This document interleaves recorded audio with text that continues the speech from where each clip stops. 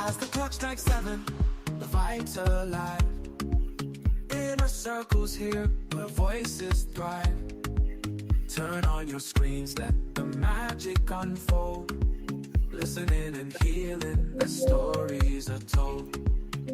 Come on, come on, this is your time. No topics too tough, just heed the call. From mental health woes to justice we seek. Together we rise for the strong and the meek. A safe space for all, let's lift every voice.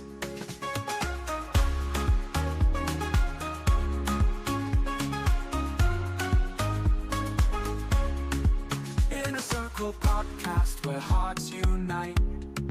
Sharing our truths, bringing hope to the light.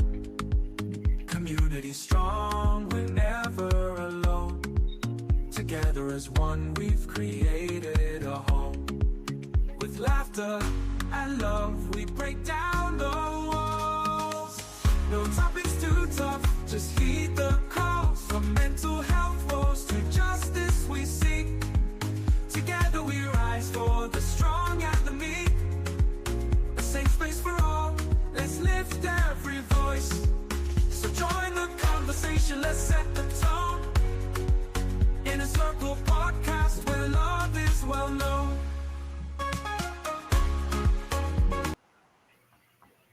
Good evening, and thanks for joining us tonight. Today is Thursday, March 6th, and welcome to the Inner Circle podcast, where we dive deep into conversations that matter to our communities.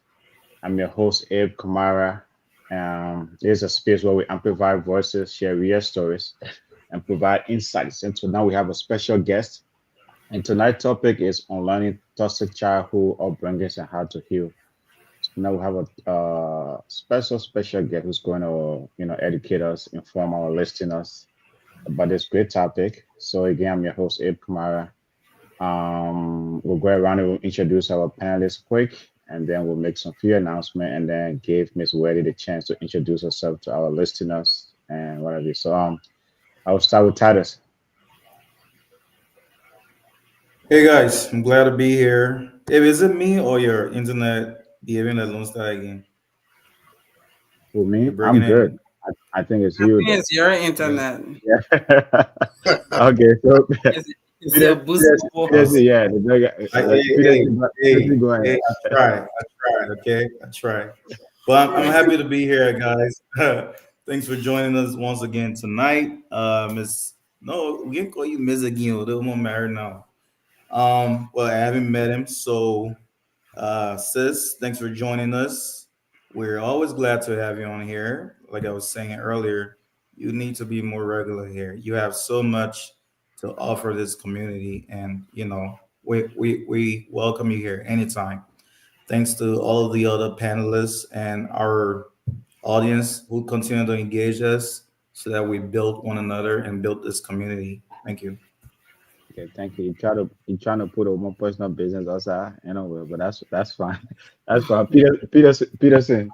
You're not single, but Good evening. This is Peterson from Chicago, and I'm excited to be on here tonight so we can learn and bring a lot of things to the table. Thank you for joining the discussion. Patience. Hi, everyone. I'm excited to be back and to join the conversation, learn new things, and help educate people as well. Thank you all for watching and continue to follow us as we grow. Okay, thank you so much, our great panel. So before we get into things and give our guests the opportunity, we just want to encourage you to follow us on Facebook, on LinkedIn, on Twitter, subscribe to our YouTube channel, follow us on Apple Podcasts, Spotify, wherever you get your podcasts from. So wherever you get your podcasts. And with that, Miss Weddy, welcome to your home, Yes. Inner Cycle Podcast. Again, the topic tonight is unlearning toxic childhood upbringings and how to heal. So can you please introduce yourself to our listeners and a brief background? Yes, my name is Miss, well, not Miss anymore, Mrs. Wealthy Williams. Yes, Mhm. Titus recently got married. Okay, So I've been that's great. busy. But I am a early childhood specialist. Worked in Minnesota, now I'm in Charlotte, supporting the school districts across state lines. So I'm just here, honored to be here again. Once again, I know I'm kind of busy, so whenever Mm. you guys can get me on, it's a privilege to be able to share my knowledge with everybody. Okay, that's good. How long have you been doing your line of work? For 15 years now. 15 years. So how do you like it? And what was the motivation of you getting in it?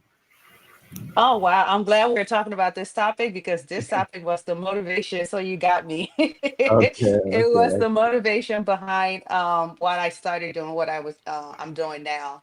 Mm, Just coming from Africa and seeing the disparities and also the challenges that a lot of us face, mm, unlearning childhood toxicity.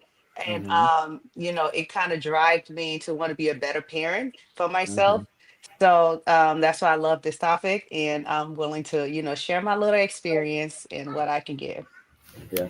Well, folks, before I give my panelists a platform, you can contribute to this contribution as well. You can call our number 817-600-1525 if you have a question for Mrs. Williams, or you can put a comment in the chat. Patience, you go first. Any question or comment or concern, however way you want to engage Mrs. Williams. I'm just I'm just here to see what we're talking about. I mean, I know the topic, but I want to Mhm. learn more and see what she get has to educate us with as well. I'm a parent, so I try not to parent like my parents' parents. So I'm very interested in learning new things as well when it comes to motherhood. Okay. How can patience then Mrs. Williams then how can patience become a better mother? Patience is a better mother, but That was just her kids a, ain't that was just a, complete that was yet. just a that was just a bit. It didn't take it. That's a good I one. That's a good. know. That was a bit. It didn't take it. That's great. That's good. Okay. Oh, that was a bait, huh? Yeah. That was a bit. And you didn't take it, but that's great. But Nope. for folks, right? For parents out there who maybe they want to use, the African way, right? What is it that you would tell them, right, regarding this topic? Well, first of all, let's talk about those toxic childhood upbringings or Hmm. traits that we Hmm. all have, right? Yeah. So that we can streamline it better because it's a lot of them, and everybody have different upbringing and experiences, and we all at some point of time can relate to one another one way or the other. One thing I want to give is to the parents out there or the children who have been raised by toxic families. The parents didn't know what they were doing, so I want us to have grace right now as we dive into this topic. Is for educational purposes. It's not to blame anybody, so I just want to put that disclaimer out there. And we all can grow and learn. I always say to my peers that you born looking like your parents, but you die looking like your choices. So whatever you Mm-hmm. do from here on out is up to you, right? So, what are some of those toxic traits? The first one, I would say, let's talk about transfer aggression. Mm. We all know about transfer aggression. Okay. When your mom is mad at your dad, and because he cheated on the Oma with somebody, right, with one of her friends, and she doesn't know how to express herself. She doesn't know because she can't really express it to him that much because he's paying the bills in the house, and who she ended up on, the children, right? Mm. And as a result, a lot of us are product of transfer aggression. And even today, we see ourselves even doing the same thing with our children. When somebody makes us mad, what do? We end our frustration on the kids. That's Okay. transfer aggression. And a lot Okay. of people have seen that and have experienced that. So that's one of it. Mm-hmm. The next one, let's say discipline versus punishment or training. Okay. I always say discipline is training the child to do something that they don't know how to do, right? Okay. But in where we're from, discipline is punishment, right? Nobody should be punishment is not something that you do to try to correct a child's behavior, right? Punishment is you trying to control their behavior or control the environment. So a lot of times, again, our parents did not have the tools or the skill sets, to deploy the right resources to kind of support their kids. So a lot of Yes. times, I know for me personally, I got whooped so badly when I was a child. I got peppered. If anybody know what that is, Yes. I got Wow. peppered, and I got, I was a little rugged muffin, but Hmm. Okay. the people that were taking care of me when I did small little thing, that were age appropriate, because they didn't Mm, have the resources. So, they would they would pepper me first. I mean, face, eyes, nose, the lower part, they okay. would pepper me and put me under the sun for like 3 hours. You Okay. know what I mean? Yeah. That is not, I didn't learn anything from that. I just learned to hate people, right? Okay. And there was no lesson learned, nothing like that, right? Okay. That's some of the punishment that we receive in beating. Sure. That's, you can whoop, you can spank your child, but when you beat your child, and we all know that when Yeah. you're beating a child, a lot of times you are upset when you're doing it. It is not Okay. the right time to spank a child when you're upset. But a lot of Okay. us got whooping out of anger. And it did not, it did Sure. not teach us anything. It just taught us to fear our parents and to bully Sure. others. You know what I mean? Okay. Because we were Sure. hurting so much. When you go to school, what do? You bully your friends because you don't want them to see what you're going through on the inside. Okay. Um, So let me just hold you there, right? Let me just hold you there. You have unloader here. I mean, what you get unloaded, right? That's a lot. Those two, right? Transfer aggression and then aggression. and then discipline. So I mean, patient, you are nodding there. Is there something? Can you relate to that? Can you relate to the peppering or something before I get to my guys? Can Oh you yeah, relate to the peppering? most female that grew up in an African home can relate to the peppering part. I mean, that's the height of the punishment right there. It's like, okay, it's serious. But with all of that, thinking back and going through like therapy sessions and counseling to help me become a better parent, that was more of an abuse. We went through abuse. Our parents really did abuse us, but we can't hold them accountable, like she said, because they didn't know any better. Okay. They did not. So they were just going off of what is like a generational thing. The way their parents raised them, that's how they raised us. And at some point, we have to put a stop to that because we're not raising healthy children mentally and Sure. physically too, because those things go with the kids. And it Okay. also leads to people accepting abuse, especially for girls. You start to believe that that is okay for people to constantly put their hands on you, and that's how we end up in abusive relationships as well too. Yeah. Okay. Peterson, question for Miss Weddy. All right, Miss Weddy or Mrs. Williams, thank you so Mrs. much for. Williams, I Okay. prefer. All right, Yeah, thank you so excellent much to hear. Yeah. for being here tonight. We're One question getting I through here. have right off the bat. Huh? I said we're Go getting ahead. Go through ahead, here Peterson. Go tonight. ahead. Oh, sorry. Yeah. So I was gonna say, what are some misconceptions that people have from their childhood upbringing that later on in life, uh, if they didn't think about it, to say, oh, that was actually like a toxic situation, or Yeah, yeah, Boost Mobile. Yeah, it's okay. He ended when that was a toxic That was me. situation. So, nobody's finished. like, what's the misconception? I mean, you went Peterson not the first time doing that though. You went Lone Star Internet. So are you back? You want to finish your Yes, question? I'm back. Okay, Sorry. okay, Okay, okay, finish your okay, okay. repeat your question, please, because you kind of broke off in the middle. Yeah. What's the So misconception of? yeah, I was saying, what are some of the misconceptions that people have that going through like a toxic childhood, they would not realize that that was some toxicity they dealt with until later on? Because sometimes the way people are brought up, they would say, "Oh, yeah, my parents were they were like I had a strong father, I had this," and for them to let that goal to say, okay, that was actually a toxic childhood upbringing. So, what are some of those misconceptions that people will have and not knowing it's a dangerous situation, but it just bring it on into adulthood? Okay. I mean, you said it yourself, right? They in denial, right? And a Hmm. lot of people are not self-aware that those things were toxic. and I see it a lot, especially with the males, right? Mm, The males, they think that, oh, my father was right from the way that he disciplined us.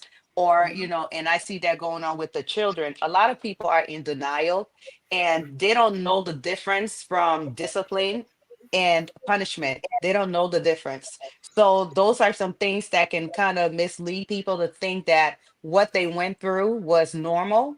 And number two, if that's what you see throughout your generation, you know what I mhm. mean? Mom did it, dad did it, auntie did it, uncle did it, and everybody is like a repetitive cycle. So therefore, they're not gonna know like, hey, something is wrong along the lines unless you separate yourself and you start Yeah. to educate yourself. That's when you realize, like, wow, that was a toxic situation. Okay, but and then like, how do you get away from that? I mean, being denial then, and what does being denial do to you? Will it make you I mean, will it have you continuing that same behavior? Absolutely. We look at people, you look at the iceberg, right? The Hmm. iceberg, you see the ice, the little piece on the top, and on the bottom, you see the big old piece there, right? A lot of people, what we see is the behaviors of what they're actually going through. So when you look at the iceberg, you look at the bottom, there's that big old piece, but you only see that little top on the, until you hit it, then like, oh, snap, that's a big old piece that just wrecked my shit. Well, Hmm. that's how people are. What we see are the behaviors of people. We don't, they themselves on the subconscious level, which is the bottom of the iceberg. The subconscious is where all of that toxicity has been stored, right? The Hmm. brain remembers everything. So therefore, the brain remembers and stores everything that they've been through. But Okay. you only see it based on their behaviors. But a lot of people subconsciously, they are not aware of what's at the bottom of the iceberg, right? They are not Mhm. aware of that. So therefore, that they're constantly passing around. I call it bleeding on people because they're already hurting. They're Yeah. bleeding on people, but they don't know that they're bleeding on people. They just think it's normal because when you've been in something for so long, you don't Yeah. even know where normality is anymore. You just consider that normal. Okay. Titus, question from Mrs. Williams. Yeah. So what I'm hearing from you is the approach in which parents are living these various punishments can either be abusive or can be used for good. And you spoke about the transferred aggression as well. It seems they're intertwined. And so Mhm. if a parent comes home and is angry from something else and levying that punishment on that child, that parent is not taking his or her time, to give that punishment. So what do you say to parents who are in that situation, right? What can parents do, to kind of be able to have a more composed demeanor Okay. in rendering punishment or training to a child? So first of all, you've a child is a child, right? A lot of time their behavior is unintentional. That's one thing parents need to understand. Children are growing. A lot of the behavior they are unintentional. So you need to know and understand that as a parent.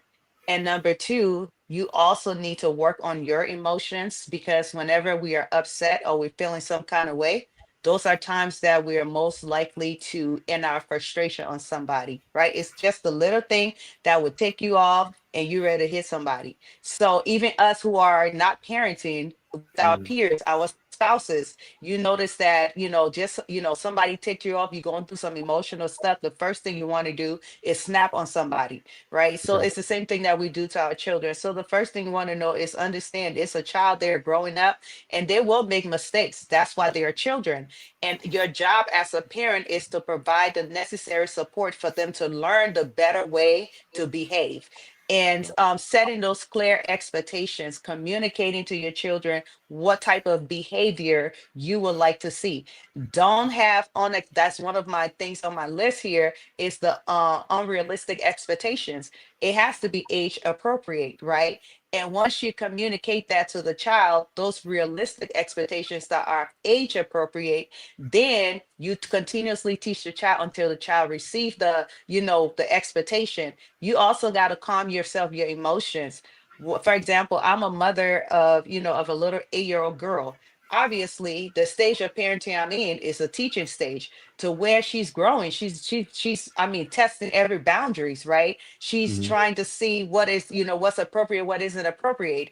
It left with me to always approach her in a calm demeanor, because however way I approach her will tell her that is the appropriate way to behave. Now she remember, the brain remembers everything. So now she's learning in her environment that if I'm yelling at you all the time, that's the way to get my point across, right? Okay. So when she becomes an adult, she starts to do that to her peers, she starts to do that to her partner, she starts to do that to, to the people that she engaged with socially. So it's Okay. important that we understand, what is it that I'm trying to teach my child, right? What type of human being I'm raising, or what type of adult I want to have. You know what I mean? Okay. So you got to be able to be cautious of that when you're Okay. talking to your children. Okay. Well, folks, tonight we are discussing unlearning toxic childhood upbringings and how to heal. And we have a special guest, Mrs. William, in the house, educating us, teaching us, giving us some good information. You can contribute to the conversation by calling 817-600-1525 or put a comment in the chat. But yes, the thing though, right, Mrs. Williams, we live in a very, very tough environment these days, right? Even the world is not kind. You know what I mean? Is that the world is not kind to anyone, right? It's like you want to Mhm. bring up kids who can withstand like everything that is, who can withstand pressure, who can withstand things. How do you find that balance as a parent, right? Trying to teach them, hey man, the world we live in right now is not kind. How do you find that balance? Because So the if thing you are you're describing, right, is that you have to be soft from them. You have to, be this and that. But as I said, man, is that it's a tough war out here. But you see the way that you perceiving it is that you trying to be soft.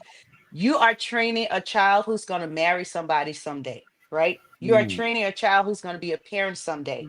Is that how you want your child to be? Being soft, look, I always say to my kids is that, especially my boy, I say strength is silent. Strength is not when you can raise your voice. That's not strength, right? Strength when you can emotionally control yourself, mentally, have a demeanor when everybody is yelling and carrying on, and you are calm and just, observing everything. That's strength. So I am definitely teaching my child that strength doesn't mean that you got to go out there and show that you better or big and bad or whatnot. That's not strength. Right. So it's not that you're raising a soft child. What you're doing is you teaching a child to be a respectable human being, because however way that you respond or you talk to your child is how they're going to talk to you, is how they're going to talk to other people. We see a lot of our children who come from parents where strength, like, physically, the parents say, oh, you got to be strong. I'm raising you to be a tough boy. You can mm, say that, you can raise a child to be a tough mentally,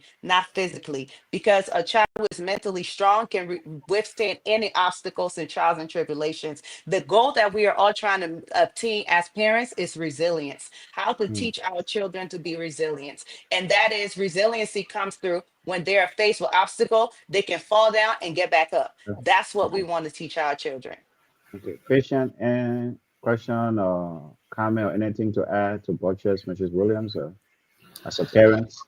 Well, with the whole like and transfer aggression thing too, because a lot of us African parents, especially Liberians, will go through this thing where like when you have a hectic day at work, there is no balance. You leave work, you jump straight into motherhood. You're not giving yourself the time to breathe, and then the Mhm, smallest thing the kid do, you snap on them.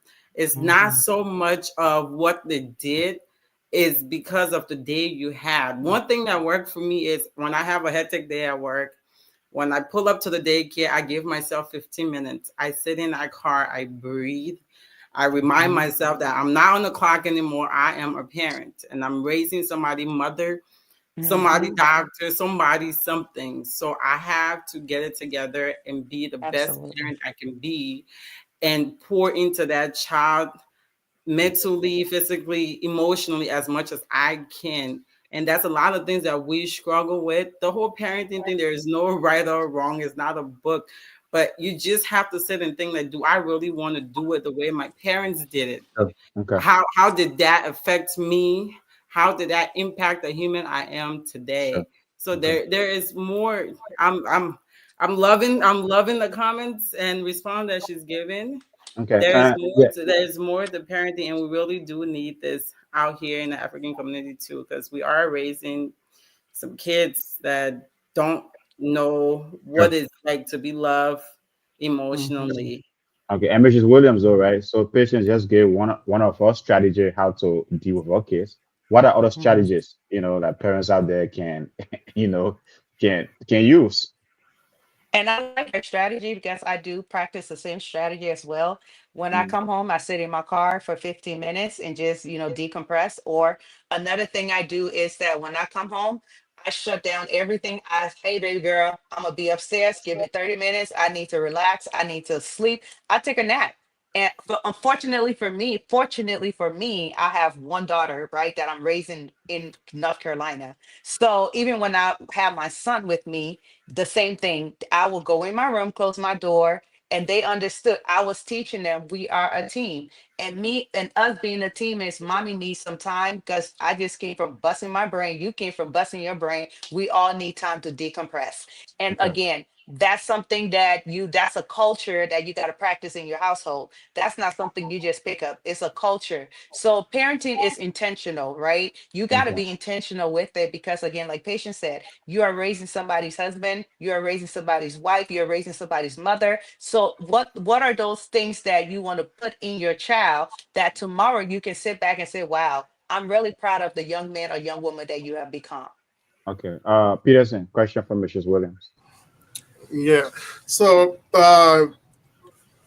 you talked about the transfer of aggression and discipline within like African culture. What are some of the more like common, I guess, toxic upbringings that people do not realize? Like once again, like yeah, this is something that we deal with, but like the most common. uh Showing favoritism and perfectionism.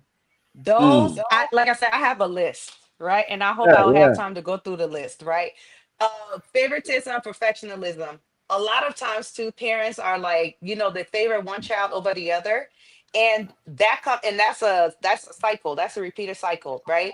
Because their parents did it to them, so now they're doing it to their child, and they favor one because either the child is has a different academic abilities than the other child, or the child is more beautiful than the other child, so they play that favoritism and they will favor that one child that seems to excel, especially academically. And they tend to do that, but they don't know that the other child is listening as well and is paying attention to that. Perfectionism, they always expect that my child should be the best. Children are God give the children different gifts and talents, right? Unfortunately, our parents never took the time to really know who we were and what talents and gifts that we came with to really sharpen those gifts, right? Mhm. Okay. And I use an example because when I was growing up, my mom, I was a writer. I've always been a writer. I've always been an intellectual person, right? Mm. So Okay. there was a time where she found my diary, and I wrote. I was like, what? I think I was in like eighth grade at the time, and I was writing letters writing poems and Sure. essays that were like academically, sound. Okay. And when she found one of my letters, instead of her saying, "Oh wow, this girl has something there," no, she woke my behind Mm. because the letter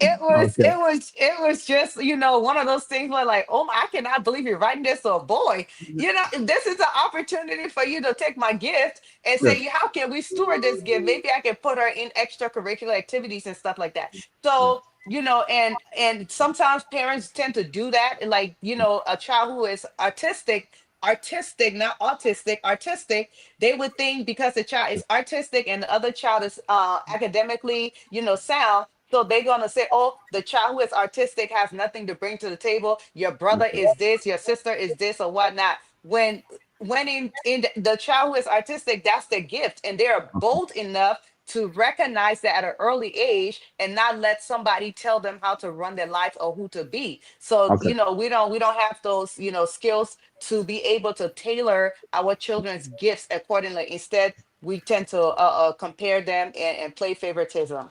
Okay. Let me just bring up what Stefan said here, right? We have talked about mental health here a lot. Last month we had a whole, I can say we had a whole month focused on mental health. You talk about, it's just silence, about, raising boys, and now silence is something, right? But as I Mhm. said, the world we live in, man, is when you grow up with silence, sometimes, man, it's like people start bullying you or start telling you stuff, but you just want to be silent. How does that affect your mental health? Stefan is saying, I mean, that's a problem, Mhm. especially in the Well, society that we live in. so it's not well, when I talk about silence, that's not that kind of silence. I'm not saying Mm, don't talk. Men mm, need to form groups to where they can be able to unleash, because you have a lot you need to share. Women, we do that. You need to talk, but y'all don't know how to talk because no one taught you how to talk. Mhm. Your mothers were the ones that were supposed to help your talk, right? Your yeah. mother was the one who was supposed to bring you closer and say, honey, what is going on today? Like when a child cries, or when a young boy is crying or he's hurting, he's expressing a hurt, a pain. But the mother would say, or the father would say, shut up, man, wipe yourself up. Why are you crying for? You Mhm. know what I mean? Those Yeah. kind of things, you never taught your child anything. What you taught him is to be quiet, to be silent. So when he's feeling pain, instead of him express his pain and say, hey, I don't like the way you did that to me, or so and so hurt me. Right now in school, that's what we teach our children with social and emotional development, is Mm, that every child has developmental needs. The mm, one of those developmental needs, core needs, is social and emotional development. So your social and emotional development is being able to express your emotions, being able to regulate your emotions, right? But mhm. as adults, we see even Africans, when we are talking to each other, what do? We always raising our voices. We always screaming and talking over the other person, because we were never taught that it's okay to Mhm. listen, right? We were never taught that. So it's not that kind of silence I'm talking about. And when I Mm, talk about silence, I'm talking about the strength that you carry, right? okay. Your strength is with inside of you. It's how you Yeah. exude, what you exude, how you carry it. So somebody can punk you, and you can just look at that person and be like, I see that you're dealing with a lot of stuff, right? Okay. I Yeah. see that you're dealing with a lot of stuff. How can I support you? Okay. Titus, question from Mr. William. I want you to take us back to that whipping that you received, right? When you read, when you read that poem. Yeah. Before you ended that story, I knew some kind of man business in that poem. Why am I tell you like that? But how did that impact you? Can you say any benefit that maybe you receive from that form of discipline? And I mean, if there's any negative impact as well. Absolutely. That told me that what I wrote wasn't worth it. I wasn't worth hearing. I Mm, wasn't worth seeing. I couldn't write like that. So it stopped me from writing. It stopped me from uh, expressing myself, because even to this day, I had to find that again as an adult, right? And then I realized that, because that stunted my growth, right? And I realized as an adult, like, oh wow, I really love to write. I've been doing this. mm, And then I started remembering those days when, my mom would find my journal or my diary, or she would find a letter in my pocket when she went to do my laundry. And what that was me expressing myself, my talents. To this day, I love writing, and that's all I do is write, write, write. So yeah. it did not teach me any lesson on what not to do. I think my parents were doing it out of fear. And that's another toxic, trait that we have as children, is that they parent out of fear, right? Okay. Mm, Because of what they've been through, they're afraid that their children might go through the same thing. And I see that's a common trait in the community. A lot Okay. of parents parent out of fear. I Okay. just want to Okay. follow up before you Yeah, move yeah, on. go ahead. Go ahead. Using whooping as a form of discipline. I mean, we're all parents. I think we've seen in different stages, right, of our kids. There are times where whooping is appears like it's needed, right? When you're talking and applying different forms of or different methods of discipline, and that child is not listening. Won't you say there are times that you really must apply that rod, and children, when they get that type of consequences, it kind of renders a change in behavior. Again, it doesn't change the behavior. It doesn't teach the child anything. What I get from whooping is that you did not express your expectation to the child, and the Mm, child happens mm, to do something, and now you expected them to behave a certain way. But had you communicated that to the child, this is the expectation, and I'm not going. You, it's pretty much like you go to your job, right? Your manager or your boss did not tell you what to expect in the job, and you just started doing your own thing. Let's say you started listening to, calling your friends on the phone and just talking at the workplace. Imagine that, right? And your boss comes and say, hey, you fired. How you going to feel about that, right? You're going to mm, feel some kind of way because you didn't tell me that it was not acceptable. And a lot, mhm, and we all can say, most of us, a lot of times our parents did not tell us the rules. They just mm, expected us, right, to behave a certain way. Well, this is, I always say my home is my company, sure. and I run my home as a company, right? I am the CEO, I am the boss. So Yeah, therefore, I need to give you the handbook of sure. what is expected because I'm raising a human being, an adult. So I'm gonna Okay. tell you what is expected. That's the appropriate way to rear children, is to give them expectations so that they learn how Yeah. to behave. Okay. The fact that, right, I mean, again, back to that whole, your writing thing with your mother phone, the fact that your mom did Why not you still support on you, it here? the fact that your mom did not support you emotionally, and she didn't give you that validation, and she didn't give you that validation. Are you there, Mrs. Williams? Your camera went off. Okay. Patient, is there anything like you can, as a parent, though, right? Is there anything you can, if you didn't receive like an emotional support, if you did something in the past and you didn't receive that emotional support or that validation, how do you think? How can you reparent yourself, right, to provide the emotional support to your kids, or provide them validation? How can you do that? Well, for me, like I said, and I say all the time, I do not want to parent like the way my parents parent, Mm. because I had to go through the whole therapy process to work through my childhood trauma Oh before I wow. can start And it really deciding. discipline. That's more discipline to give you if you had to do It's therapy. not just discipline. There's a lot more to being raised in Africa and all the struggles and everything Uh, else. And your uh, parents are struggling to provide for you. So there's a lot of anger into it than mm, love. That's how it mm, was.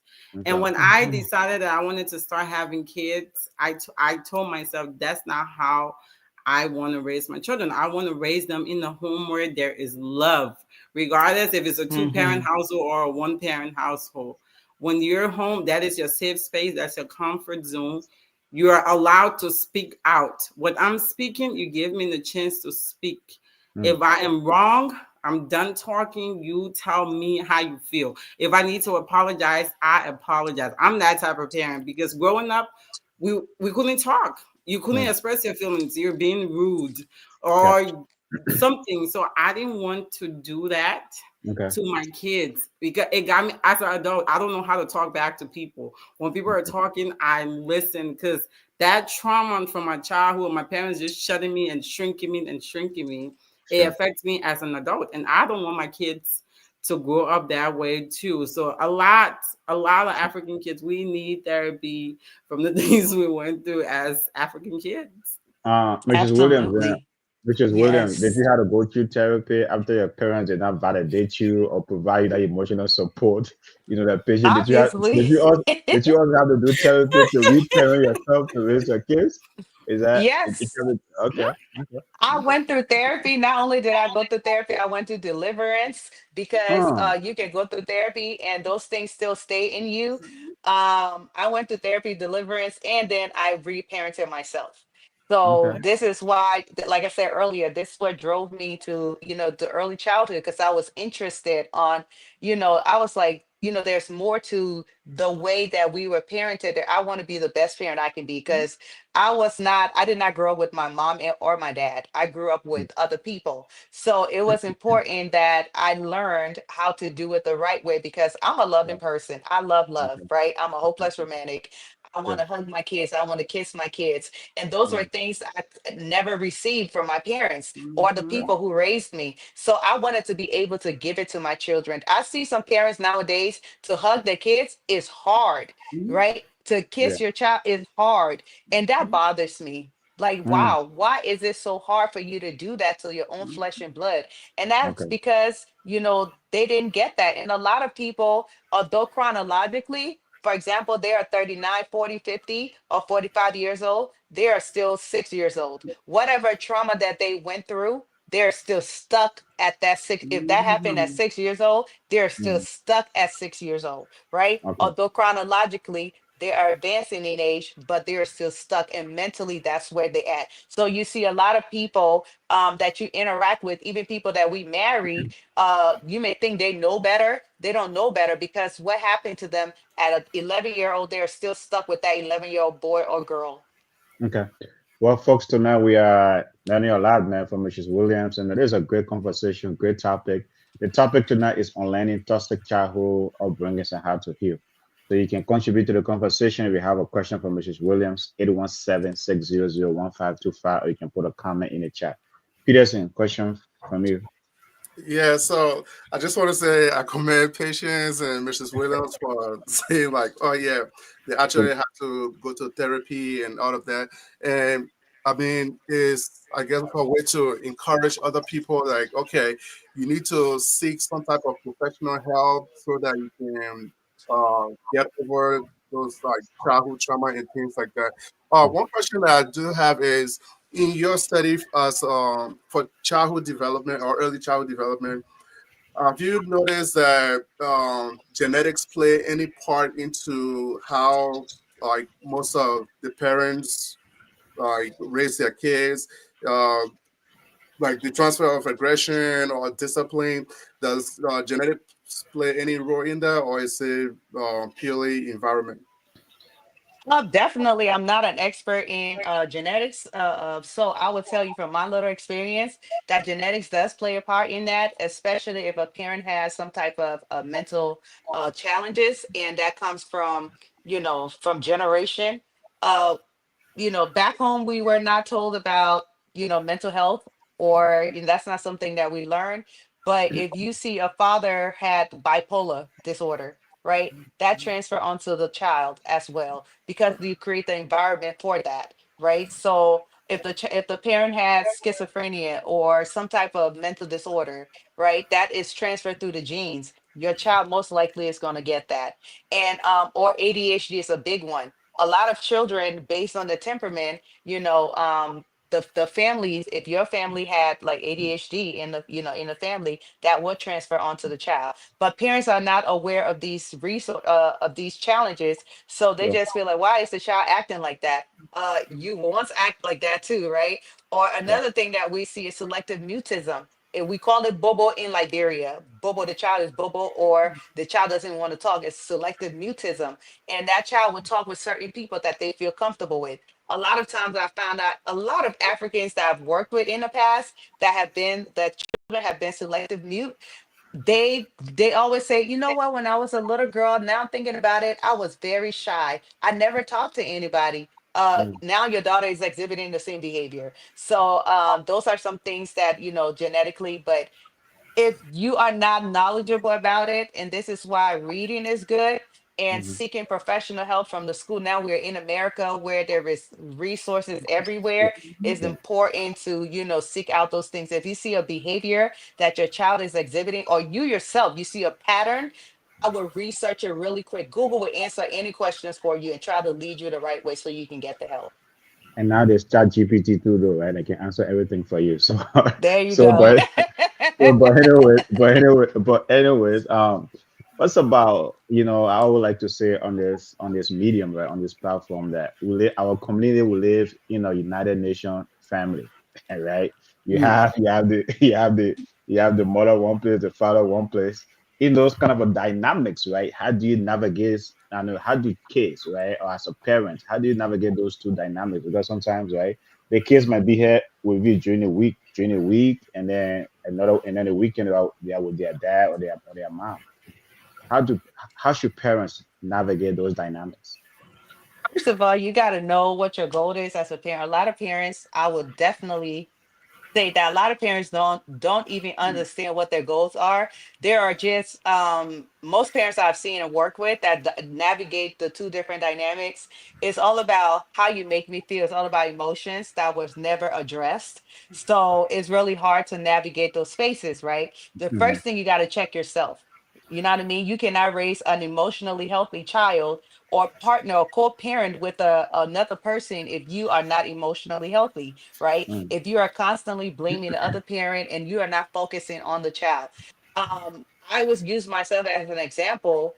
mhm, um I have a child where the father and I, we raised, the child was going back and forth, back and forth, back and forth, but we mhm, both decided that, hey, no matter what you did to me, no matter what I did to you, we are not going to work on those things or talk about it or hurt each other. We are going to focus on this child. This child did not ask to be here, and we are going to focus on this child, because one thing, I don't want my child to have trauma from mm, our toxicity, right? mhm, I mhm, don't want my child to experience abuse from neither one of us. So we both decided, and that was a high level, intentional thinking, to mhm, sit and say, you know what, this child deserves better than what we are what we can give this child. So we both decided to put our feelings aside. And everybody who knows, my son's father and myself, we parent, I feel like I should write a book, or we should write a mm, book, because we parent so well with our kid.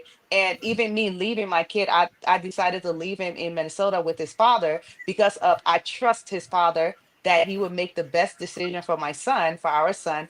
And my sure. son is thriving, right? Mhm, So you mhm, got to first understand what's important to you. A lot of times we always want to go at it sure. with each other, and that comes from childhood again, right? Okay. If you didn't learn how to express yourself effectively, if you didn't learn how to set boundaries, if you Mhm. didn't learn these different things, you definitely not going to parent in that dynamic to where it's cohesive and Mhm. and it's shared. You're not going to be able to do that. I think you guys should write a book, because that would really benefit our that would Nah, really benefit our community. That would really that, benefit our community, because that's a huge challenge in this community. Is like, hey, folks don't want to let go. But anyway, Yeah. Tadas, what's your question for Mrs. Williams? you should write that book. Talk Yeah. about talk about talk about loving on the child. As you mentioned earlier, you're less romantic, loving and kissing on the child, displaying all of those emotions to the kids. What does that do to a male child, right?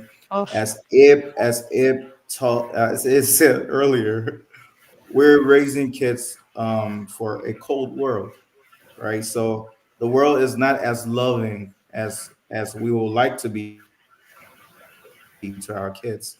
Where do we strike that balance where the kid is emotionally balanced? You know you're loved, but at the same time, you know how to navigate these different harsh conditions that the world has for you. I always say a happy child is a happy adult, right? Loving, there's so many dynamics, and I'm gonna try to, break this down as much as I can. So when you're loving on a child, you are pretty much telling the child that you are valued, you are safe, right? You matters to the world. Three things that children want to feel: they want to feel safe, they want to feel loved, and they want to feel valued, right? That's their autonomy. So if you can help a child get those three things, the child is well equipped. Mind you, the child is using their brain to navigate the world. There are three aspects of the brain that has to do with navigating the world: the hippocampus, the amygdala, and the prefrontal cortex. The prefrontal cortex is where decision making happens. It's where every one of us, how we make executive decisions on what to do. That's your Mm, prefrontal cortex, right? The mhm, amygdala is where your flight, fight, flight. fight, and freeze response. That's your emotional response. The hippocampus is your memory bank. It stores everything, right? So when a child when a child has an event, a traumatic event, the brain tells them to either run, freeze, or fight, right? So what the child does is the hippocampus tells them like, hey, there's something just happened. The amygdala in the brain says, oh, we got to do something about it. That's a fight. That's the fire alarm, I call it. And the prefrontal cortex is supposed to be the one that says, hold up, let's make a rational decision. How can we navigate this situation, right? Okay. Whenever a child is in a traumatic situation and that the fire alarm, the amygdala always coming on, that's toxic stress, right? And that stress over time damages the brain and damages the child. So the child never really gets to the prefrontal cortex to make positive decisions. So as a result, that child never learns to really navigate the prefrontal cortex to make positive decisions. So as Mhm. a parent, you want the reason why safety is so important is that when you have an environment, you always want to make sure the child is free to explore it. Once that child free feels safe, that's the first step. Once that child feels safe, they know the next step is to know they're loved, right? How do you love a child? You love a child by validating their feelings. You love a child by making sure that their needs are met. You love a Mhm. child by making sure that they're feeling their own Sure. consequences for their actions. So you're Yeah. giving them the environment for them to be a child, right? Yeah. And then when all of those things are calm, you providing all of those for the child. The next thing, the child is more like inclined to execute the executive function of their brain. That's when Okay. they're able to make better decisions in life. So now when you're concerned like this world is a cruel world, why you guys keep saying that? You're saying Right. that because that's how you was raised, that this Okay. world is a cruel world. But remember, you are different. You are not the Okay. world. You are a Okay. light. You can Mm. nobody has the power to dim your power, right? Yeah. I've been Yeah. through a lot in this world, but it Mhm. has never affected me for me to go out there and be cruel to somebody. And it has Okay. never impacted me for me to go out there to hate or bully somebody, right? Okay. I've Okay. learned because my prefrontal cortex, I worked on my prefrontal cortex and my emotions. That's why we got to regulate our emotions. If you Sure. are a man and your emotions is always leading the front line and you never been rational, a rational person to really deploy your prefrontal cortex to Yeah. make rational wisdom decisions, Yeah. then you definitely gonna think the world hates you. But if you're a rational person and you make your prefrontal cortex is always, Yeah. intact, guess Yeah. what? You can stand somebody can say something to you, it won't bother you because they are not taking a hair off your skin. You Okay. see what I'm saying? Yeah. So Patient, you're nodding there. Is that? I mean, you agree with her? I Yeah, see yeah. you. I mean, definitely, because in most African homes, the men are raised to not express their emotions. The boys are raised to not express their emotions. Like, oh, stop acting like a little girl. You're whining too much. Boys don't whine. That's trauma because it Mm. they grow up as husbands, as fathers, Mm. not knowing how to express those emotions. Then they train their boys to do that, Okay. forgetting to know that that's gonna be somebody's husband. There's nothing wrong with a man having or being intact with his emotions. emotions. Okay. And for us mothers, back then, I hope we're doing better with our generation now, but back then those mothers wasn't holding their boys like, it's okay, cry. If you need to cry, cry. If you're hurting, express your feelings to me, talk to me, let me know, like nurture that child emotionally. Because a Mhm. lot of African men Sure. struggled on loving onto people because they were never really loved onto or taught how to love and be loved. Okay. And that's Mhm. one thing we African women were struggling with our African men, because those Mm. mothers did not set that foundation Okay. and create that safe space for them. Mhm. There, I Okay. don't see anything wrong with a man being intact with his emotions. Just Okay. because you're a Nothing man, you're wrong. a human as well. Okay. Titus, Absolutely. you wanna? I think you had a follow-up question. Coming. Titus. No, no, no. I was saying what she's explaining. I mean, they're all facts, but Mm-hmm. I just wanted to ask them, especially Mrs. Mrs. Willem William. here and Mm-hmm. Pigeons. Thanks for backing her up. The manipulative behaviors, right? Um, that we see that a lot, right? Like women getting their ways with manipulation, and so children are more likely to take on those characteristics or traits. I mean, you do it when you do it is in your favor, but the kids are learning. How do you guys think that this is impacting children, and especially when it get into the adulthood? How do you think is impacting children? Yeah. I mean, you said it. You you learn to be a manipulator. You're gonna definitely be one, right? It's impacting everybody. You become a liar. You become a cheat. You become you try to bulldoze your way everywhere. And this is what we see. A lot of the word is being thrown out there now. Narcissistic traits. You know what I mean? Mm, Because you never learn how to really get your way. Was never taught how to appropriately ask for what you needed, right? So you all you learned was how to manipulate people to get what you need. And we all know that's a bad behavior in itself, right? mhm, Because the parents did not take the time to really sit with you to feed your emotional needs. And I want to, touch on the emotional part. Women Mm-hmm. are the one who stir up the emotions in the boys, right? But most men did not was not raised with their mothers, and if they were raised with their mothers did not have the emotional tool to give to them. A boy is not going to love a man; he's going to love a woman. So therefore, his emotions is going to be expressed from a woman, right? And this Mm-hmm. is why you see women are really softer with their boys. And it start with from the age of birth to 13 years old or 12 years old. A woman is heavily needed in her son's life from the age from birth to 12 years old because that's the age, that's the tender age of nurturance. That's the tender age of where he needs it the most. Then Mm-hmm. once he's 13, his father is the one that teaches him how to be a man. Do you see how balanced that child is when he has that? And it goes back to where I raised my son from birth to 12 to 11 years old. When he was 12 years old, I gave him to his dad. I said, now it's your turn. My son is well balanced. You know what I mean? And he knows how to navigate the world. He goes to Champlain Park High School, where we know that school is not for the faint of hearts.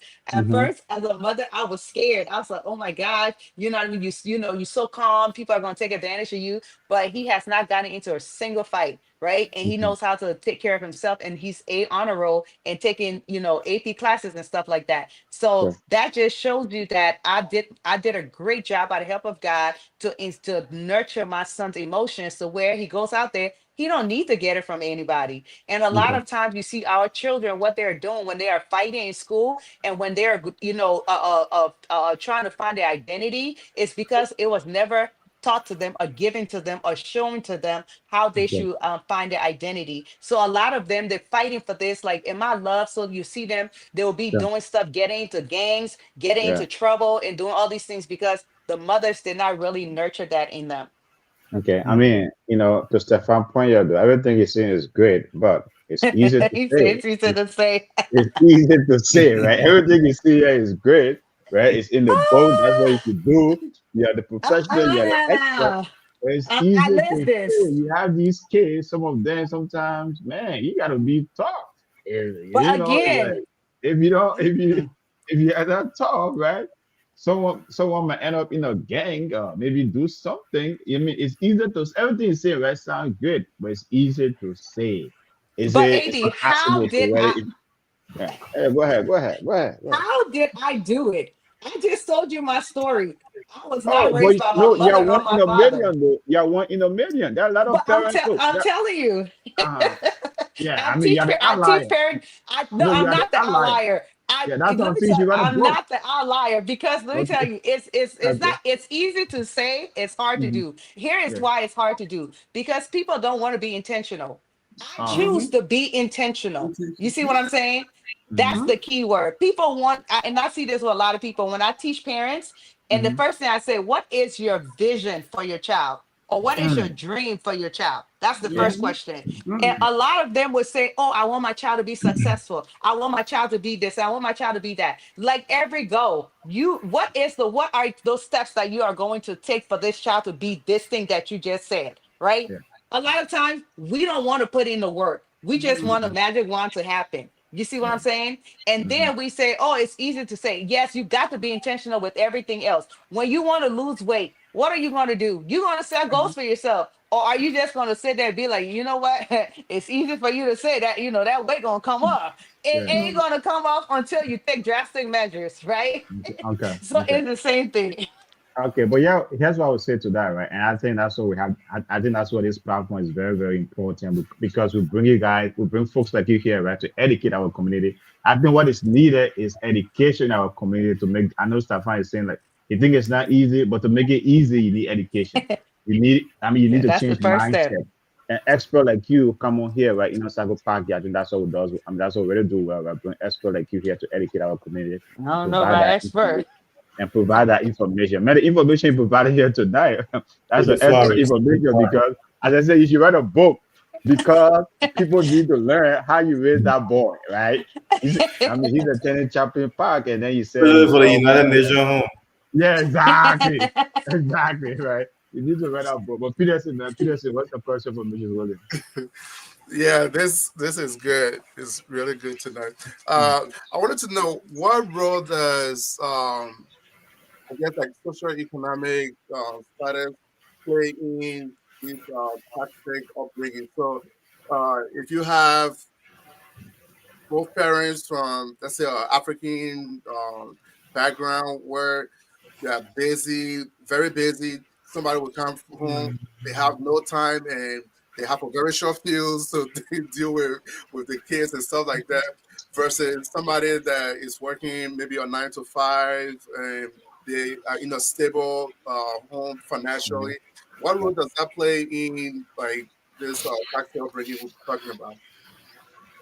Well, socioeconomic status play a huge role in how we raise our children because one, you got to ask yourself the goal. And I understand, and I don't want to like, downplay what our parents did because I'll use myself as an example again. Mm-hmm. Um, when we first came here to the States, we were pretty young. And my parents, they were not, they didn't have college degrees or whatever. So obviously they had to work two, three jobs, right? They were gone all Mm-hmm. the time. And Yeah. we, as let's say we were 6 years old, 7 year old, 8 year old, 9 year old, 10 year old, 11 years old, we were raising ourselves, right? And Mm-hmm. with raising yourself, obviously, you don't have that one on one parent connection. You don't have a mom or dad to come and tell you, ask you how your day was or what are your interests and what have you. You don't have those things. So obviously, there will be a little discrepancy in the way that you grow up versus a child who has mom and dad, they work 9 to 5 and they can be there when you are there, when you are home, right? So therefore, but then here's where I say I thought about all of that and I said to myself, well, what can parents do, right, in a situation like that? Yeah. The Liberian saying that says hang your coat away and hand can reach, right? Mm, mm. um don't don't try to live above your means. Your measurement. Mm. Don't try to live according to above your means, right? Especially if you have little children under the age of 15, you want to make sure that when you come home, when the children come home, you are home, at least one of the parent is home, because nowadays we see the internet is raising our children, right? And the devil is definitely doing a great job with doing what you're supposed to be doing, raising your child. So Mm-hmm. now we see a lot of behaviors popping out of our children, and we're asking, like, where these things come from? Like defiance disorder. What the heck is that? Right? Those are things that the children are receiving from what they're watching on the TV, right? I have a little kid that right now we working with where he's only 3. But guess what he's doing? He's strangling his peers in the classroom. And when he's strangling this, and we laughing, but this is serious. His Yeah. mom was sleep. His mom was sleeping. While his mom is sleeping on the couch, the boy pulled up his penis and was about to pee on her face. You see what I'm saying? And you Yeah. will say, what the heck a 3 year old doing with this kind of behavior? And that is because we are not paying attention. We are not intentional on how we're raising our children. So I always ask the question, what can parents do in situations like that? We all know that you're not always going to have the best things. It's okay. But one thing I know I did with my children, because I raised both of my children, and I'm proud to Mm-hmm. say I raised both of my children on a limited income. I was Mm-hmm. not receiving government assistance, but guess what? I hung my coat where my arms can reach. I was not keeping up with the Joneses because instead of me getting 2 jobs, I got one job and stay in a tight little apartment to make sure that I can afford my bills. Because at the end, until my children can reach the age to where they can stay home by themselves, and then I went and got 2 jobs, right? But So yeah. Go ahead. Finish your thought.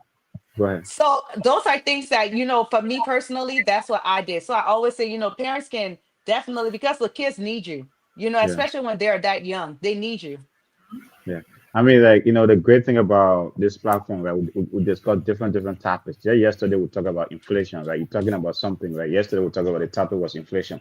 We live in an inflationary environment where things are so high, right? Even back then, Hmm. especially, to Peterson's point, African parents, you say we will hang our code to according to our measurement. Sometimes, right? Where do you find that balance, right, to provide a comfort for your kids? Because you can tell me that if I want to hang my coat according to to my measurement, I should go to North Minneapolis or go to shop or go to South Charlotte, you know what I mean, or go to North Shadow or something, right?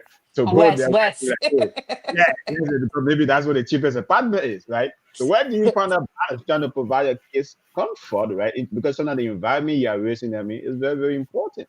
How do you find that balance? Patience out here. Now, let me say this real quick, patience. Um, and that's important. And like I said, like Stefan said, individual differences, right? Okay, Everybody okay, has a different goal for themselves. But I would say if this resonate with somebody and they say, you know what, I can take what Wealthy said and apply it to my yeah, life, mhm, you do that. But whatever okay, it is that works for you. But I would say this: it doesn't matter where you live with your child, as long as you're actively there. That's all oh, that okay, matters to a child. But that's a we great one. think that children would never, they would never remember how they struggle to for you to put food on the table. They wouldn't care about that. But they would care about how when we were laying under that bridge, mom, and you was reading that book to me. I remember when we used to live in that one bedroom apartment and you used to sing. A lot of times I hear people say those were the good old times. Because when you actually move up on the ladder and you get that Mhm. big house and everybody in a separate corner, you can Yeah. barely see each other. You see what I'm Okay. saying? And that's Yeah. what the disconnect, but that's what you always wanted. But now the Yeah. children don't value that anymore. But when you guys are in that little tight space, so I want to say this to say that it doesn't matter where you are. What matters is how connected you guys are. That's Yeah. what matters to children. And I think you raise a great point, right? That's the reason why Kevin Durant, whoever watches basketball, right, he gave his mom the MVP. That was one of the reasons because his mom was present. Hmm. I mean, it's like she sacrificed a lot, just Hmm. to put food on the table, but she was present. And so when Absolutely. he got his MVP, he said she was a real MVP. And today that story is kind of a resonant over a lot of people. So it just raises a good point. You see, that's why you're the expert. That's it. So I'm not. I wasn't saying that, right? I brought a different dynamic in, and you did it well. But hey, patience. What was your comment or question or whatever?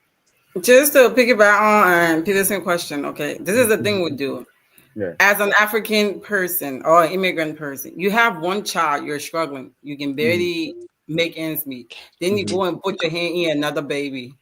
Who sent you? Why would you do that to yourself so you can get 10 jobs to be able to afford that lifestyle? No, you can't survive. Like, I use myself as an example. When I had my daughter, my first kid, I Hmm. knew I couldn't afford another child for another 8 years. I sat my behind down, built the life I wanted to build, saved the money where I needed to save so I can be able to afford the lifestyle that I want to live and Hmm. be able to take care of the two children.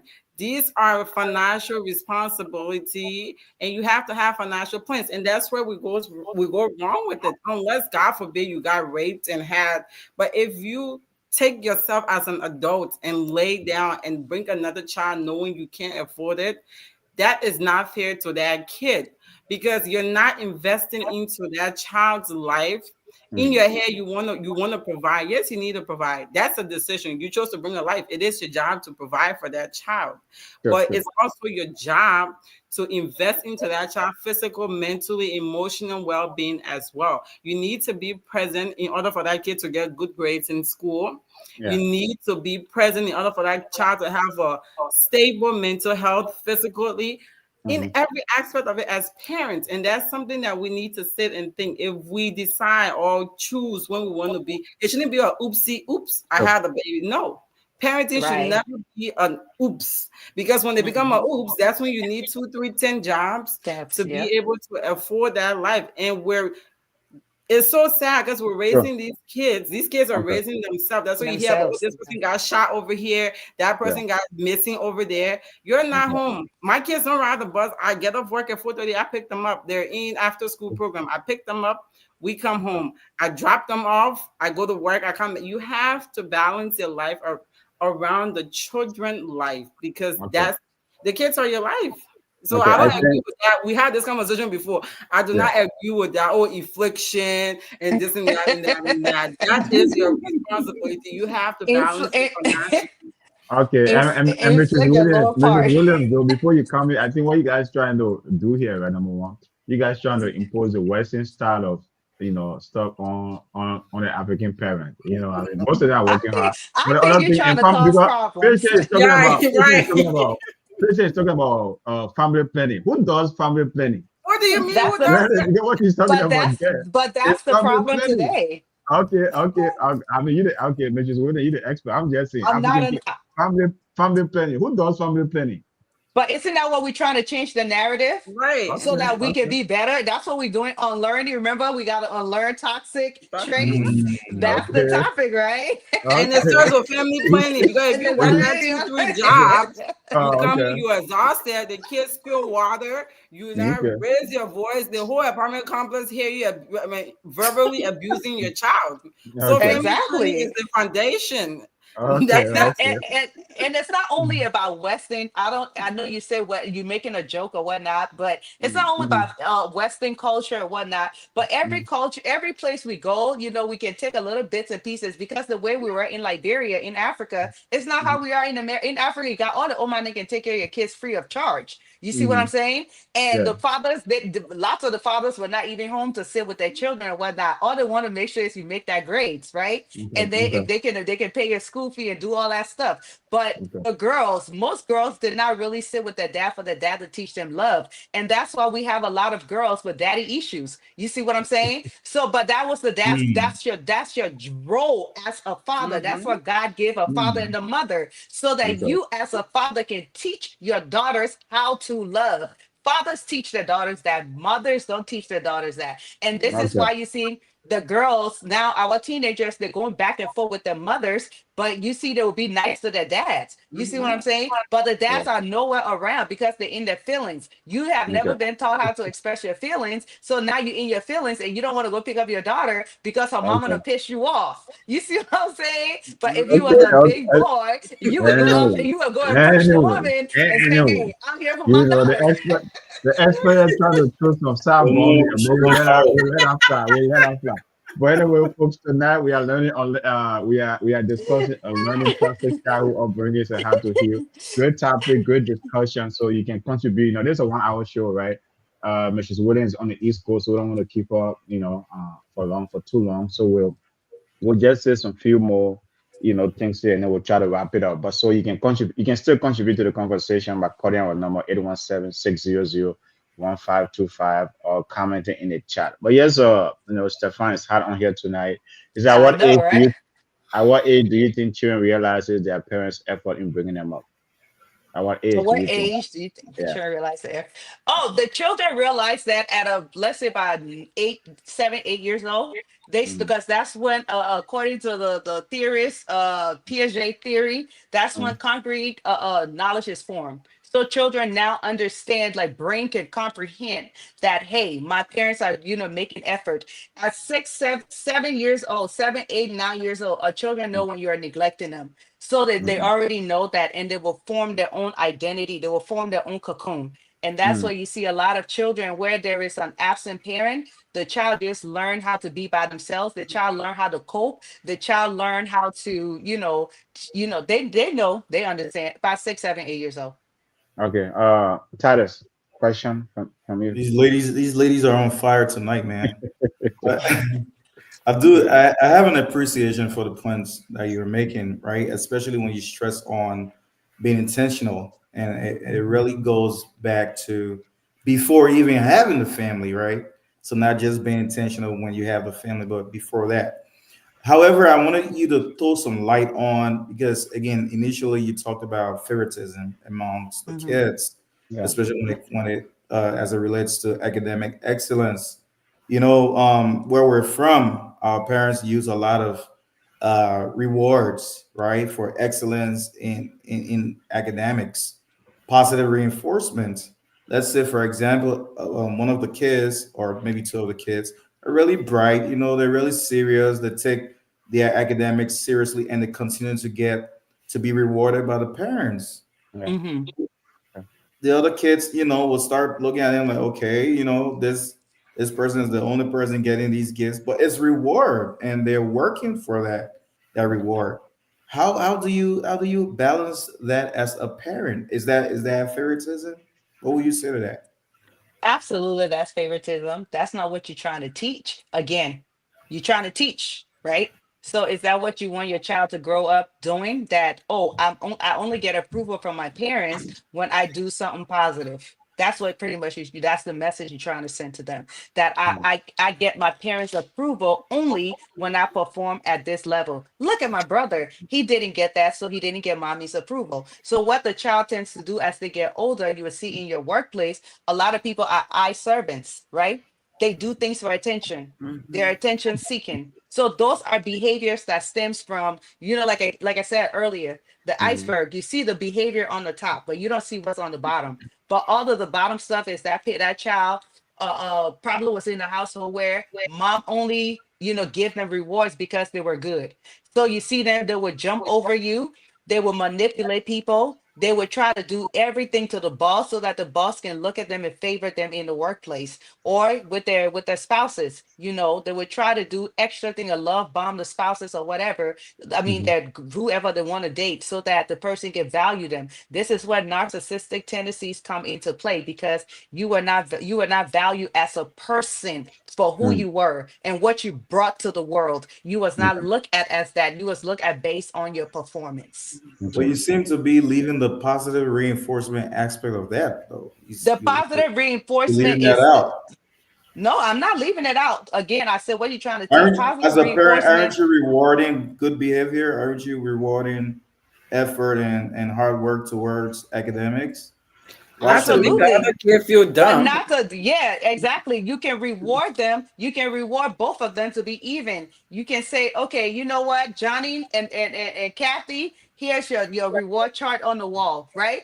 Johnny, if you did your homework, because that's an expectation. I expect you to do your homework, right? So that's something you expect them across the board, right? Not one person you favor, you give the person, an expectation, you didn't give the other person an expectation, but then you reward the other person because they completed the expectation, but you didn't explain the expectation to the other person, but then you want to reward them because they understood the assignment.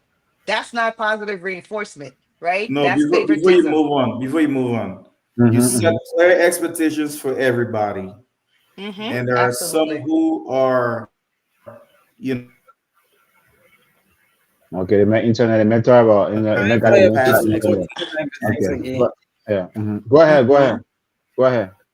We can hear. Orange again. Yeah. Yeah. No. No. Go ahead. Go ahead. Go ahead. You back. No, I You was back. just saying you set clear expectations for everybody. The ones who Mm-hmm. are meeting or exceeding this expectation, you're rewarding them. That's Mm-hmm. that's the angle I'm coming from.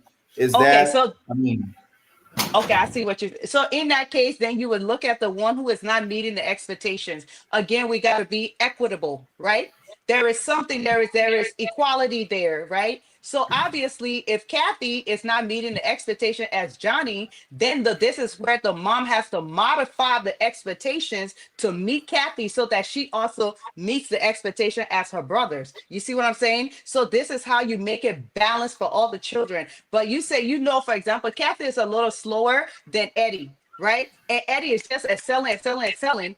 But then Kathy is just like, but I can read that fast, or I find it hard to take tests. But Eddie is getting all the rewards. But then the child is looking at you for help. But you just telling them, Yeah. well, you didn't do what you were supposed to do. You didn't do what you were supposed to do. But you can come down to Kathy's level and say, honey, what can I do to help you so that you will excel? Maybe she will say, Mom, maybe give me extra time or give me, extra days to complete my Okay. work so that Okay. way I can catch up with my brother.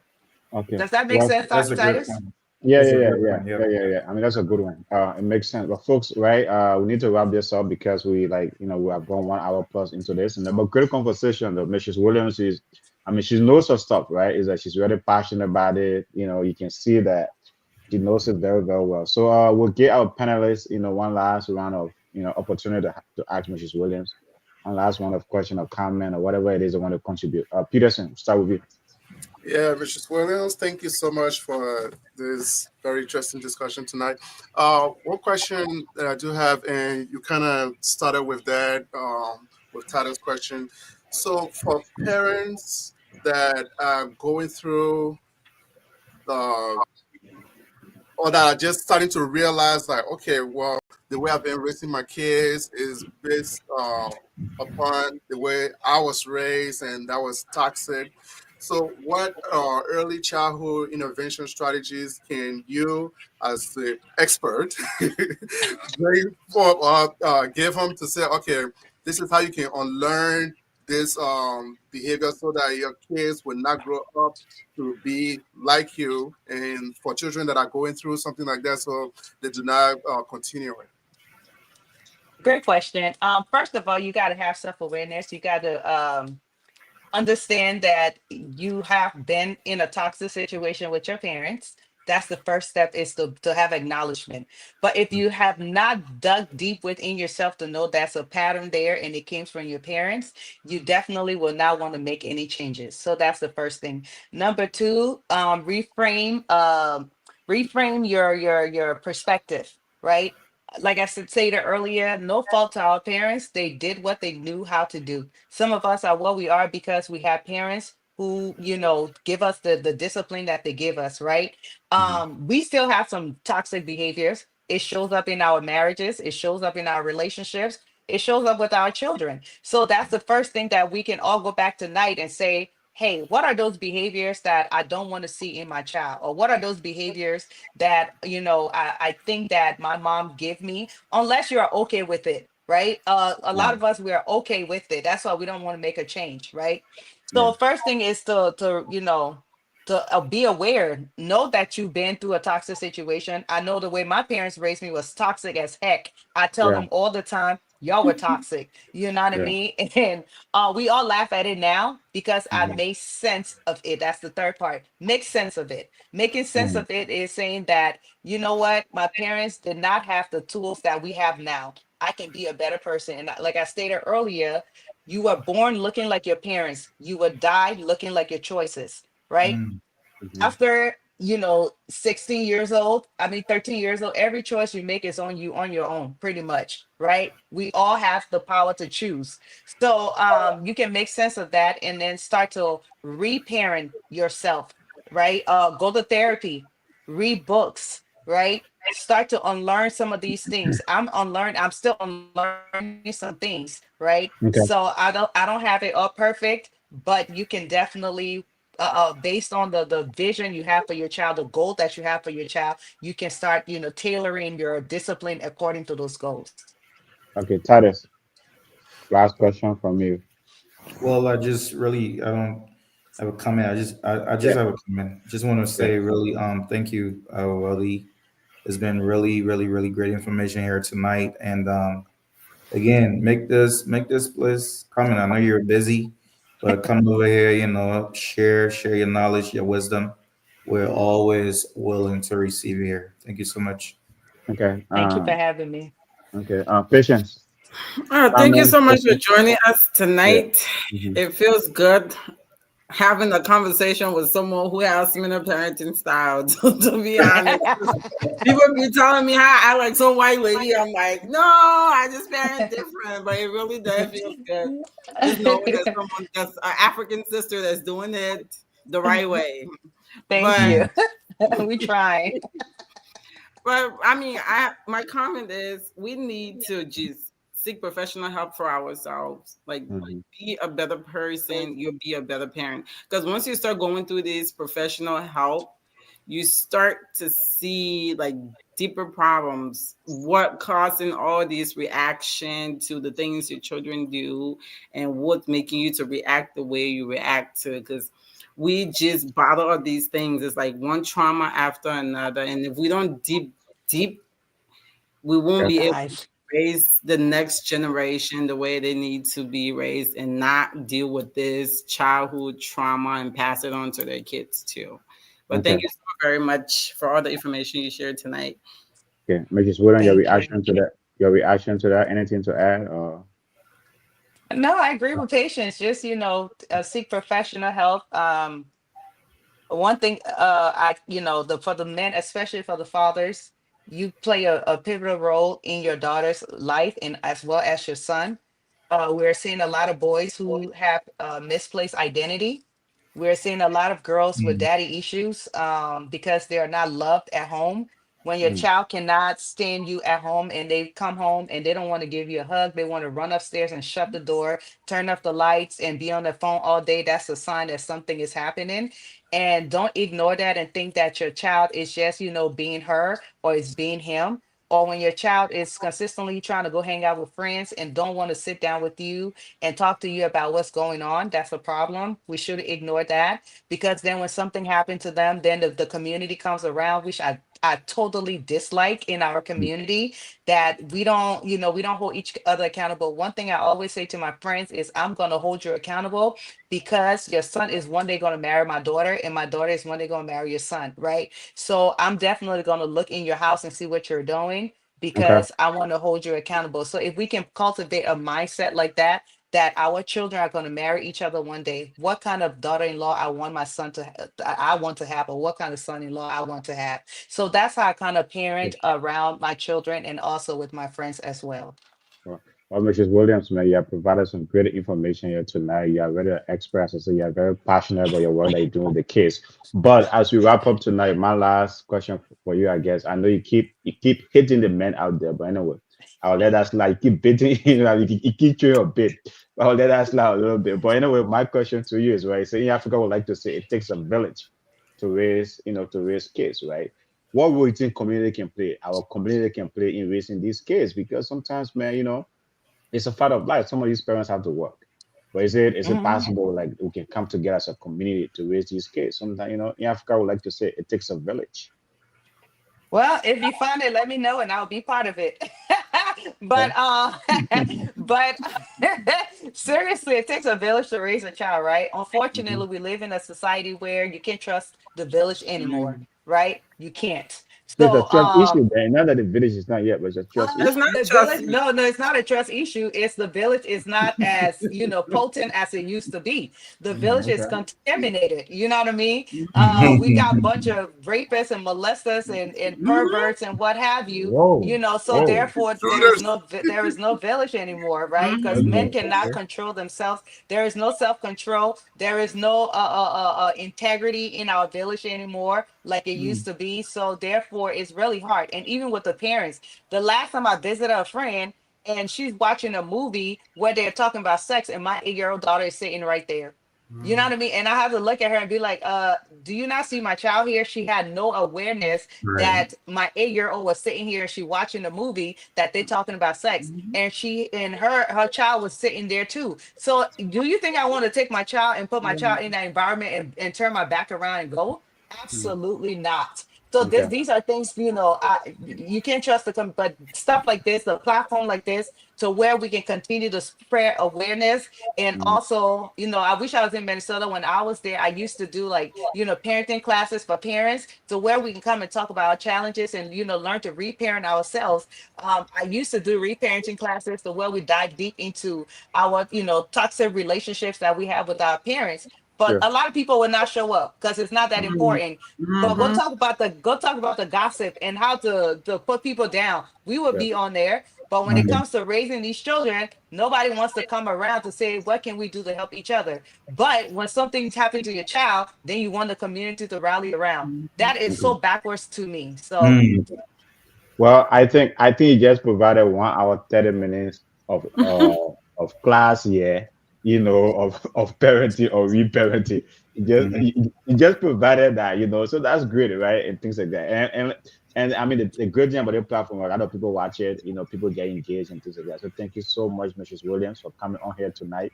As starters said, we appreciate you. And this is your home, right? Come and provide the kind of education anytime. We'll always reach out to you Thank you so much. Absolutely. It's been a great conversation. So with that, guys, that concludes the end of our show tonight. Thank you so much, everyone. Thank you so much. Thank you guys for having Thank me, you. and continue to like, share, and subscribe to the platform. Thank Definitely, you. Bye, definitely. Thank you guys. so much. Yeah.